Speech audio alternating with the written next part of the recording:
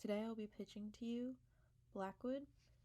This is a film that is a crime suspense thriller with a build-up and then the last 15 minutes a complete what the heck ending.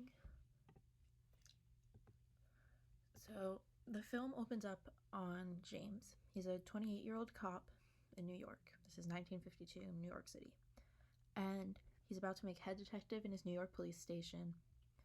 He's a World War II veteran, great guy, but he does embody like the toxic masculinity of that age, especially in 1950.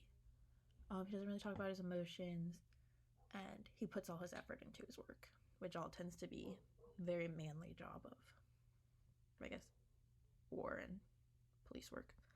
And so, as he's walking home from work, camera shoots from him to simultaneously in the bedroom at home, his wife engaging in an affair with another woman.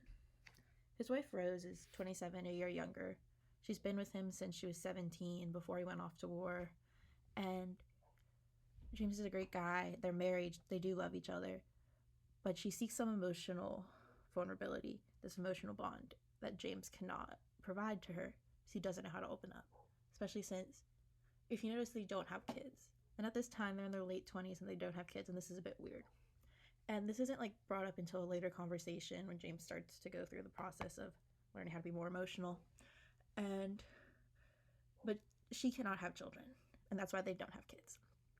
And James not wanting to get a divorce because he didn't want to bring that shame upon his name or take away the idea that like anyone finding out that his wife slept with another woman, especially as him as a man, that's very bad for him or in his head. And so he moves them to the first open position there is. And he takes a pay cut, salary cut, and he moves them to Blackwood, North Carolina. This is a small southern religious town in the 1950s. I just imagine any small country town. And the way this town is introduced is in this church session. I'm not that religious, so I wouldn't really know what it's called. And so it's introduced, and the pastor is saying this sermon, Romans 3:10, which pretty much is saying, like, everyone is a sinner, there's no exception of that. And this is a very important callback to later in the film, but it does into how, like, important religion is to this story and to this town. So, after James arrives, the first murder in this town takes place. And it's these two teenagers, Stephanie Lewis and Scott Richards. And they're down camping by the lake. This is a small town, it has this one lake, teenagers go there. And Stephanie's found undressed, tied up, stoned to death down by the lake. But her boyfriend was found with a slit throat and only shorts outside the tent that they were camping in. And so they start investigating. There's only one person on the property with this lake, and it's Noah Fitzpatrick. And he owns a cabin which overlooks the lake, but he had a solid alibi as he was out with the town sheriff. And the town sheriff's name's Frank, and he is working on this with James. But they still go talk to him. And then they have like no really big information. There's no big leads. They go down and they talk to some of their friends. They find out they were a couple, they loved each other, and they were going to go lose their virginity to each other that night. And the importance of her being away from the guy shows that the killer had a lot more anger towards the girl, as her death was definitely a lot slower. But this is a small town. It's 1950. There's not a lot of security cameras. There's no real leads. There's no like stuff in this town that says like anyone's a killer before. And also a very important fact of this is in the autopsy, when it comes back, the girl had these numbers carved into her skin that said D2221. And this is completely, the characters are unaware of this at this time, but it does stand for a Bible verse. And so there's nothing they really can do, so they keep investigating, but it's on the desk. And then another boy shows up dead. His name's Liam West. He's found dead in the woods, and he was like obviously out there like partying. There's some alcohol and drug paraphernalia found around him. He's killed also in a very gruesome way. Of his tongue got cut out, and then he was impaled on a tree. Just really, really gruesome. And so James and Frank go down and talk to his parents. Arthur and Mary West are well known in the family, or in the town, as they're one of the pillar families that have like set up this town. Their family's been there for years. And the parents admit, like, oh, we got into a fight with our son last night, but because he was like partying, but I haven't seen him, like, he left angry. And so they go and try to talk to his friends. They go to the high school, and some of the teenagers confess that they were in the woods partying with them. First, like, they didn't go to the police station and say anything because they were drinking and smoking pot in the woods. They really did not want to go to jail. And so they tell them that there's this guy, and he came down with a lion mask and a big ass sword. And they just ran because, yeah, they're teenagers, they're scared. And Liam never made it. But, like, they still have no leads. They're in the woods, a lion mask. It could be anyone. And James becomes obsessed with solving these murders. He's working late, there's missing hours, and he thinks they're connected. But at this time, no one else thinks that because serial killers were not a common thing. Research was just getting developed on them. And so James's wife, Rose, talks to the police captain, Frank, who's also James's partner, who's been working these cases with him. I like how worried she is about him, how he's out at weird hours, how he's like, he's never home, he isn't sleeping. He's just obsessing about these cases, always looking at the files, trying to figure it out. And the next day, James comes into Frank's office, and he's carrying this box. And he was talking about how he was going through all the old case files, and he found this one with similarities, as 20 years ago, similar murders took place where there was the carvings in the victims. And Frank tells James, yeah, but this guy's locked up in an insane asylum. Like, it was the first thing I checked, and there's no thing. He was just a crazy dude. And Frankie's also like, okay, I can see that you're taking this a bit too far. You're connecting things that aren't really there. And he tells him to take the day off and spend it with his wife, to relax and don't think about this anymore. James, being the man he is, takes this opportunity. He says, all right, I'm going to go do that. Gets out to his car. And first thing he does is drive to the insane asylum where this man is locked up. This man is named Wallace King. He's been in this asylum for 20 years. He's strung out on all these like crazy medications. And he's talking about horsemen cleansing the earth and how they have to get rid of sinners. And he's like giving all these hints to James about like, and they're not obvious to the viewers at this time, but like it's similar to in Midsommar, when they've showed like tapestries and stuff like that of like hinting. It's very a direct hint, but it's still like, okay, I'm not sure what's happening. And James feels like he's getting closer, and like he's thinking like, okay, I can, if I find out why these kids are getting murdered, I can solve it. But he still can't figure out like how they're connected or why someone is killing these people. So James returns from the asylum, and Rose is home, and she's begging him to stop working so hard on the case. And this is the first instance where James starts to show emotional vulnerability, because he tells her like, I'm working because I just don't want to think about how you're cheating on me, or like how she would cheated on him. And she goes to explain that after they found out that she could not get pregnant, he just like shut down. He wouldn't talk to her. He would just constantly work. And she wanted to talk about it, and she wanted to like do it, and this girl was there for her, and just one thing led to another. And it still doesn't go anywhere. James kind of just gets upset and goes out and drinks.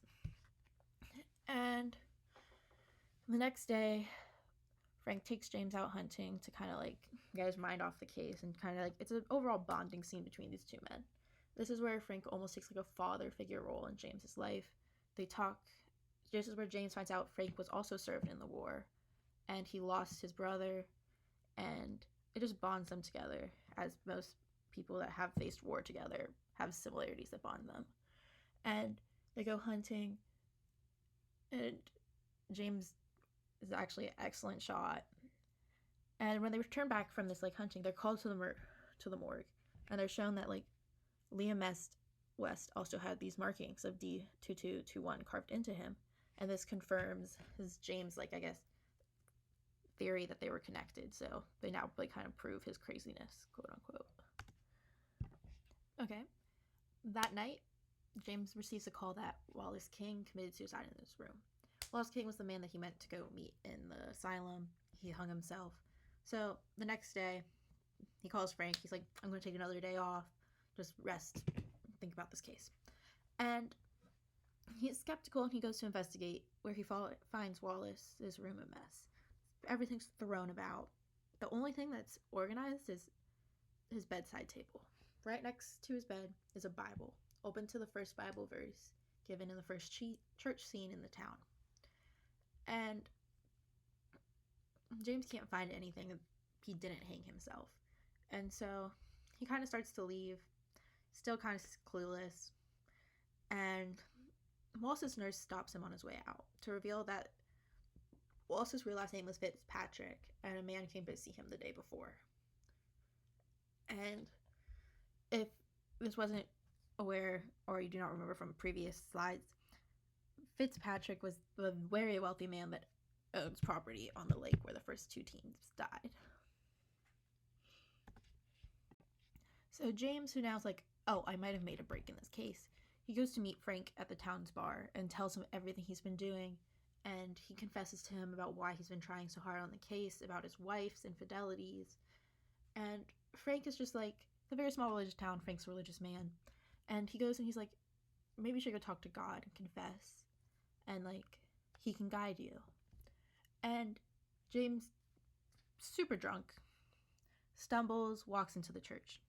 He gets on his knees, prays, asks God like what he can do to like save his marriage, because he does love his wife. He just doesn't know how to give her what she wants, because he just wasn't taught that way of like being open with his emotions or dealing with it. And the pastor's in the church, and he ends up talking to him about it, and how like the Lord saves, and how he should just go home and talk to his wife, and about how honesty is the best thing. And so James takes this advice and he goes home. He was super drunk. He tried to slightly talk to his wife. He didn't get much out. He passes out, goes to sleep. The next morning, there's another call, and another murder has happened. This time, there's these two women in the town. Both of them were married, middle-aged, well-known in the church community. And they're found dead in the one motel that's in this town. And this murder is most heinous out of all of them, as their bodies have been like completely like mutilated, cut up, blood covered everything. And in the room next door, there's this man, and James and Frank go to question him. He's a younger guy, businessman, and he admits to have seen the two women the day before. And James is also very triggered by this, because these are two wives that have cheated on their husbands with each other. So they're found naked in the motel room. And he's kind of like strung out by this anger, and he gets physical, demanding answers from this dude. And Frank tells him to like cool it off, and like they take Lucas down to the station. And while they interrogate him, they like tell him that like Lucas admits that he's having an affair with both these women. And at this time, it finally clicks with James that the killer is leaving Bible verses on his victims he believed had committed a sin worthy of death. And this is a huge break in the case, but it also shows like how James really does not like the infidelities that are going on. So the pastor then gets arrested under suspicion. He's the most religious man in the town. They like, you don't really have any alibis, but they still don't really have any good leads. And James is still like, there has to be more than one murderer. Like, no one could have like done this by themselves. No man has this much strength. And James, after this, finding a murder, has like kind of completed this case for him. And he returns home to his wife, and they finally talk. He confesses to her. He starts to grant forgiveness to her, and like they have sex that night, and he falls asleep. And but he's woken up that night to a sign of a murder call. He kisses his wife on his forehead, whispers, "I love you, I forgive you," and there's a murder. So the pastor gets released because he was in jail and he was locked up at the station. The evidence was all circumstantial anyway, and there's no way he could have committed it. And this murder happened in this man's house. Same as Henry Jacobs. He was an accused rapist, but he was never found guilty in the court of law. And he was tied up to a chair with a rope around his neck. He's been castrized, his body badly beaten, and carved into him over his chest was D2225. And so Frank tells James, "You gonna meet me at the sheriff's office. We're gonna deal it here. We can't work like this. We're gonna go talk. We'll figure this out." And James kind of he's like, "All right," but he doesn't show up until the morning into the police station. His hand has a little bit of blood on it, and he just people question him, he's like, "Oh, I just went to go get coffee." No one really knows where he went during that time. And James starts to believe there's more than one killer, but rather a team. He tells Frank this, he really believes this. He still thinks the pastor's part of it. And Frank blows this idea off, saying "All right, no one, I've lived in this town my whole life. There's no one here, maybe one person, but there can't be more than one person that are this sadistic." And he's like, "Go home. You need to go protect your wife. She's a huge sinner, and she could possibly be the next target." And this brings us to the ending, the climax, where everything kind of switches around. So James, realizing his wife has committed many sins, rushes home, and he finds her body crucified in their bedroom, naked, covered in blood. The sheets, the walls, her body mutilated very badly. He rushes, he takes her off the cross, he holds her in his arms, he gets her blood all over him. And he's mad. His wife's dead. He thinks the pastor killed her because only two people in this town know about the infidelities of his wife. The pastor and Frank, his partner, but that's his best friend. His best friend wouldn't kill his wife. And he goes to the church. He's angry, and they get into a tussle, and he kills the pastor pretty brutally in a church. And so in a panic, he calls Frank. He's like, "I just killed this guy. My wife's dead." And James says, "You're the main suspect in this. You got to go hide out." He's like, "You just killed the pastor. These murders happened right after you arrived. You hated your wife for her infidelities. You had a bunch of missing time." And James denies all of this, and Frank says the rest of the sheriff's station's out looking for him, but he does believe him. He knows he's a good man. And before James hangs up the phone, Frank's like, "Go meet me where these in the woods where these first murders happened." And they go to meet in the woods at dusk, and it's where Stephanie Rose died. And James is still covered in Rose's blood, and he's still freaking out. He's still in shock that his wife's dead. And Frank calms him down, and he takes him to the cabin atop the lake. And he's like, "Okay, well, you can hide out here. We're gonna find the real killer. We'll clear your name." And by the time they reach Noah Fitzpatrick's cabin, James kind of goes he's like, "How did you know my wife was going to be targeted?" And Frank's like, "Oh, he kind of plays it off. He's like, "I didn't really know. I was just giving you advice to go home to protect her. I guess I was right though. You just should have gone earlier." And Frank then tells him to go inside. And in the cabin, there's these two men, and they're wearing animal masks. One a wolf, one a lion, standing around a table with a very old ancient Bible on it. James now knows something's up because the lion mask killer. He's like, "All right." And he tries to escape, but Frank's at the door. These two men are in the kitchen, or around the table. So his only choice is run upstairs in the cabin.